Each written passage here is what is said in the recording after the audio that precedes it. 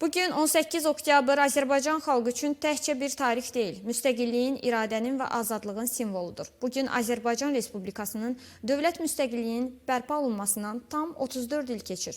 Ulu öndərimizin imzası, xalqımızın birliyi və iradəsi ilə yenidən doğulan müstəqil Azərbaycan bugün regionun lider dövlətinə çevrilib. Bəli, bugün müstəqilliyin bərpası günüdür. Qürurla deyirik, yaşasın müstəqil Azərbaycan. Azərbaycan Respublikasının Ali Soveti 1991-ci il oktyabrın 18-də keçirilən iclasında Azərbaycan Respublikasının dövlət müstəqilliyi haqqında Konstitusiya aktını qəbul edib. Sənəddə bildirilir ki, Azərbaycan Respublikasının Ali Soveti Azərbaycan Milli Şurasının 1918-ci il mayın 28-də qəbul etdiyi İstiqlal bəyannaməsinə Azərbaycan Respublikasının demokratik prinsiplərinin və ənənələrinin varisliyinə əsaslanaraq və Azərbaycan Respublikasının dövlət müstəqilliyinin bərpası haqqında Azərbaycan Respublikası Ali Sovetinin 1991-ci il 30 avqust tarixli bəyannaməsini rəhbər tutaraq bu Konstitusiya aktını qəbul edir və müstəqil Azərbaycan Respublikasının dövlət quruluşunun, siyasi və iqtisadi quruluşunun əsaslarını təsis edir. 1991-ci il dekabrın 29-da Azərbaycanda ümumxalq səsverməsi keçirilib. Referendum bülleteninə bir sual yazılıb. Siz Azərbaycan Respublikasının dövlət müstəqilliyi haqqında Azərbaycan Respublikası Ali Sovetinin qəbul etdiyi Konstitusiya aktına tərəfdarsınızmı? Azərbaycan xalqı yekdilliklə Respublikanın dövlət müstəqilliyinə tərəfdar çıxıb. 1993-cü ilin mayında Milli Məclis tərəfindən Azərbaycan Respublikasının dövlət himni, az sonra üçrəngli bayraq, içində alov olan 8 güşəli ulduz təsvirli dövlət gerbi təsdiqlənib. 1993-cü ildən 18 oktyabr Azərbaycanda dövlət müstəqilliyi günü kimi bayram edilib. 2006-cı ilə qədər 18 oktyabr ölkədə qeyri-iş günü olub. 2006-cı ilin dekabrında Milli Məclisdə Əmək Məcəlləsinə edilən əlavə və dəyişikliklərdən sonra isə 18 oktyabr Dövlət Müstəqilliyi günü, 12 noyabr Konstitusiya günü və 17 noyabr Milli Dirçəliş günü bayram kimi saxlanılsa da iş günü kimi qəbul olunub. Milli Məclisin 2021-ci ilin oktyabrın 15-də qəbul etdiyi Müstəqillik günü haqqında qanuna əsasən mayın 28-i Müstəqillik günü, oktyabrın 18-i isə Müstəqilliyin bərpası günü elan edilib. Müstəqillik günü qeyri-iş günü, Müstəqilliyin bərpası günü isə iş günü olan bayramdır. Buna qədər Azərbaycanda 28 may Respublika günü, 18 oktyabr isə Dövlət Müstəqilliyi günü kimi qeyd olunurdu. Türk Dövlətləri Təşkilatı Azərbaycan və Qazaxıstan arasında qardaşlıq əlaqələrinin möhkəmləndirilməsində əsas rol oynayır və siyasi dialoqun dərinləşdirilməsi, iqtisadi əlaqələrin genişləndirilməsi və humanitar əməkdaşlığın inkişafı üçün təsirli platforma rolunu oynayır. Dövlət başçısının sözlərinə görə 2009-cu ildə qədim Azərbaycan torpağı Naxçıvanda qurulan Türk Dövlətləri Təşkilatı Türk xalqları və ölkələri arasında əməkdaşlığın möhkəmləndirilməsinə və həmrəyliyin gücləndirilməsinə böyük töhfə verib. Azərbaycan Prezidenti Türk Dövlətləri Təşkilatının ötən il Şuşada ilk qeyri-rəsmi samitinin, bu yaxınlarda isə Qəbələdə Dövlət Başçıları Şurasının 12-ci zirvə toplantısının keçirildiyini xatırladıb. Prezident İlham Əliyev diqqətə çatdırıb ki, bu yüksək səviyyəli görüşlər zamanı ölkələrimizin təşkilat çərçivəsində əməkdaşlığının əsas məsələlərinə, Türk Dövlətləri Təşkilatının möhkəmləndirilməsinə, Türk dünyasının sıx birləşməsinə, siyasi, iqtisadi və hərbi qüdrətin artırılmasına, qlobal arenada güc mərkəzinə çevrilməsinə kömək edən bəyannamələr imzalanıb. Mədəni, humanitar və təhsil sahələrində ölkələrimiz arasında Türk Dövlətləri Təşkilatı çərçivəsində əməkdaşlıq sistemli və mütərəqqi xarakter daşıyır. Birgə təşəbbüslər, festivalların, sərgilərin, ədəbi axşamların və konfransların təşkilindən tutmuş elmi və təhsil müəssisələrinin fəal qarşılıqlı fəaliyyətinə qədər geniş istiqamətləri əhatə edir, Prezident əlavə edib.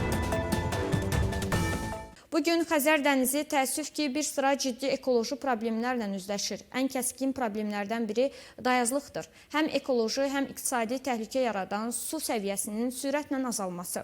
Bu barədə Prezident İlham Əliyev Kazinform agentliyinə müsahibəsində bildirib. 2022-ci ildə keçirilən 6-cı Xəzər samitində mən Xəzər dənizində ekoloji tarazlığın pozulması məsələsini qaldırdım. Təəssüf ki, o vaxtdan bəri vəziyyət daha da pisləşdi. Xəzərdə suyun səviyyəsi sürətlə azalır və bunun səbəbləri təkcə iqlim dəyişikliyində deyil. Bu vəziyyətdə bütün Xəzəryanı ölkələr üçün sıx əməkdaşlıq qurmaq, elmi məlumatları fəal şəkildə bölüşmək və nəticələrini azaltmaq üçün razılaşdırılmış tədbirlər hazırlamaq son dərəcə vacibdir. Xəzər dənizinin səviyyəsinin aşağı düşməsi və bununla əlaqədar ekoloji dəyişikliklər ekosistemin biomüxtəlifliyini və dayanıqlılığını təhdid edir. Bu da təbiəti qorumaq və ekoloji tarazlığı bərpa etmək üçün koordinasiyalı tədbirlər tələb edir. Bundan başqa Azərbaycan, Qazaxıstan, eləcə də digər Xəzəryanı ölkələr regional və beynəlxalq məkanlarda Xəzər dənizinin qorunması təşəbbüslərini fəal şəkildə irəli sürə bilərlər və etməlidirlər, prezident bildirib. Türkiyənin Müdafiə Nazirliyi Azərbaycanın müstəqilliyin bərpası günü münasibətilə təbrik edib. Rəsmi sosial media hesablarında yayılan paylaşımda iki bədəndə bir can, Türkiyə-Azərbaycan, qardaş Azərbaycan xalqını müstəqillik günü münasibəti ilə ürəkdən təbrik edirik sözləri yer alıb. Qardaşlarımızla bir millət, iki dövlət anlayışı ilə hər zaman bir və bərabər olmağa davam edəcəyik. Yaşasın Türkiyə-Azərbaycan qardaşlığı paylaşımda qeyd olunub.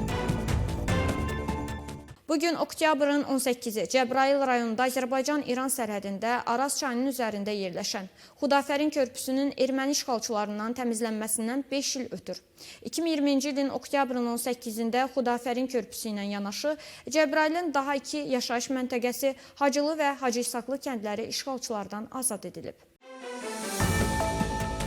Qeyd edək ki, Azərbaycan Memarlıq Məktəbi üslubunda inşa olunmuş 11 tağlı Xudafərin körpüsü İran-Azərbaycan sərhədində Araz çay üzərində yerləşən 11-ci 12-ci əsrlərə aid körpünün qalıqlarıdır. Körpü daşdan tikilmiş və ya yaxşı yonulmuş iri daş lövhələri ilə üzlənib. Tədqiqatçılar onun 13-cü yüzildə Elxanilərin, Hülakilərin hakimiyyəti illərində antik dövr körpüsünün qalıqları üzərində yenidən tikildiyi fikrindədirlər. Körpünün uzunluğu 130 metrə yaxın, eni 6 metr, çay səviyyəsindən hündürlüyü 12 metrdir. Hazırda 3 orta tağ salamat qalıb. Sahil tağları isə 20-ci əsrin 30-cu illərində SSR-nin qərarı ilə dağıdılıb. 15 tağlı Xudafərin körpüsü isə 13-cü əsrə aid edilir. Həmdullah Qəzvininin yazdığına görə onun hicri təqvimi ilə 15-ci ildə Məhəmməd Peyğəmbərin yaxın silahdaşı Bəkir İn Abdullah tikdirib. Körpü tağların dayanıqlı təbii özüllər qayalar üzərində ucaldığından aşırımlar müxtəlif ölçülü və sərbəst düzümlüdür. Bişmiş kərpic çay daşlarından tikilmiş körpünün uzunluğu 200 metrə yaxın, eni 4-5 metr, çay səviyyəsindən ən böyük hündürlüyü 12 metrdir. Təbriz Vətəndaşlıq Dairəsi İdarəsi 73 gündür ki, Azərbaycanlı ailənin Öykü adlı yeni doğulmuş körpəsinə doğum haqqında şəhadətnamə verməkdən imtina edərək ailəni bir çox problemlərlə üz-üzə qoyub. Bu barədə uşağın anası Balamın adı kampaniyasına danışıb.